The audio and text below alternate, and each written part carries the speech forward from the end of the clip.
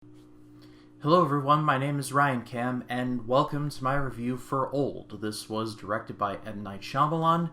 We all know who he is, both for good and for ill. He's been around a while and has entertained, again, for good and for bad. This is based on the graphic novel called Sandcastle, and it starred, I'm going to try and get this name right, Gael Garcia Bernal, Vicky Krieps, Rufus Sewell, and Alex Wolff, among others. It tells the story of a family who wants to get away from it all, but instead of going to Kokomo, like the Beach Boys suggest they do, they go to this very strange tropical resort, which just so happens to have a very private beach where special arrangements are made so that you can go there. And so they go there, and along with a few other families, they soon discover that this beach is slowly aging them. By their own calculations, a day on that beach is about 50 years in the real world. Again, the math is a little iffy, but that's what they come up with. People trash M. Night Shyamalan for a lot of very justifiable reasons, but I've always been a supporter of his. I think that, yes, he has had a lot of bad movies, let's not get that twisted, including The Triangle of Terror, among which is The Last Airbender, which is the worst movie I've ever seen in my life. But when Shyamalan makes a good movie, it's really good. I reviewed The Sixth Sense as part of the AFI project. I had not seen that movie in a very long time, and the movie turned out to be better than even I remembered. So when M. Night Shyamalan is on his game, he is better than anyone. The problem is that his bad movies are so bad that they overshadow the good ones on many an occasion. Whenever a new Shyamalan movie is out, I always try and go see it and try and give it a chance, because this may be the next Sixth Sense or the next Unbreakable, something like that. And while I can safely say that Old is not that, I can safely say, though, that this movie is just fine.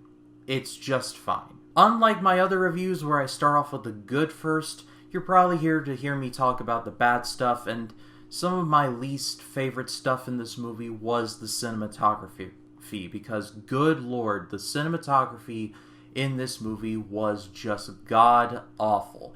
Every shot looked like it was the camera person forgetting to focus, and so they panned to the right, refocused, and then brought it back to the establishing shot again.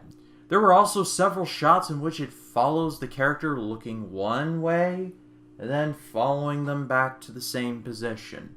And I felt like it was trying to go experimental with it, and instead it just came off as distracting.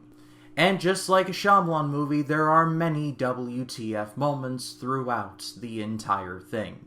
Probably the biggest ones that stick out to me were Rufus Sewell, who otherwise did put in a good performance, fixating on trying to remember a very obscure movie that starred Marlon Brando and Jack Nicholson.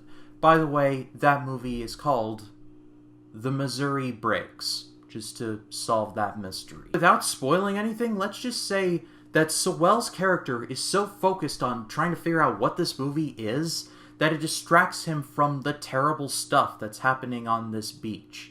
And when this was happening, I was just like, Rufus, now's not the time to practice for the movie Trivia Schmodown. You gotta help your family, man. There's a character in this movie, and I swear to God, I am not making this up.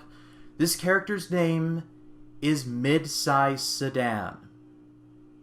He is a rapper in this movie, and his character's name is Mid-Size Sedan, because I guess 6699 was taken. There are several others that I'm probably forgetting, but those are the ones that stuck out in my head the most. However, I am not going to trash the movie beyond that point, because I think, despite all the bad stuff, I think I can sum up this movie by saying, by God, he tried.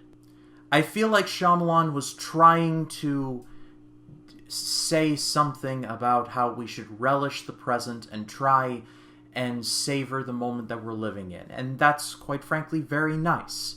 Does it work? I don't think 100% of the time, but I do respect that Shyamalan was trying to go in that direction. The patriarch and matriarch are Gail Garcia Bernal and Vicky Krieps, respectively. Their dynamic with their kids was honestly quite heartwarming at times, and because all the other people were just off in their own things, I was just sitting there throughout the entire thing like, why couldn't the movie have just been about this family? Because when it eventually transitions to Alex Wolff in the older form of the little boy, I like that because Alex Wolff is really good. And there's several plot lines going on within that family, and I just wanted to see what happened to them rather than everybody else. The family side is not focused on enough, but when it is the best parts of the movie.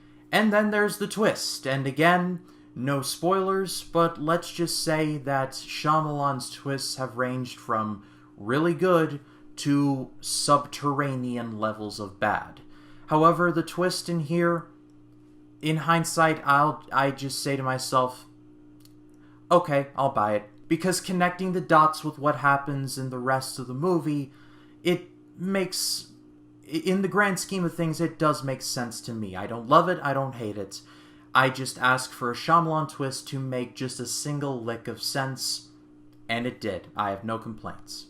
And at the end of the day, M. Night Shyamalan has given us his most okay movie that he has ever made. I'm going to give this a good rating, because what I did genuinely like. Shyamalan's fingerprints are all over it, including the dialogue and the WTF moments, and just all the side characters just being off in their own universes.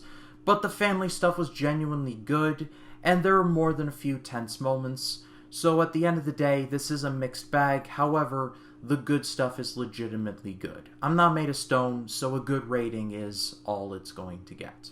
But that is all from me, guys. Thank you so much as always for watching. Those reviews for Space Jam 2 and Roadrunner are coming. I got hilariously behind, but they will be coming very soon, I promise you, as well as more Twilight Zone videos. And this coming Sunday will be my first reaction to Tales from Earthsea.